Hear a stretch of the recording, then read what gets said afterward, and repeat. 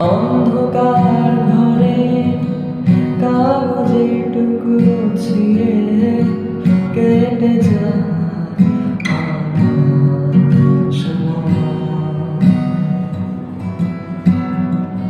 তুমি গেছো চলে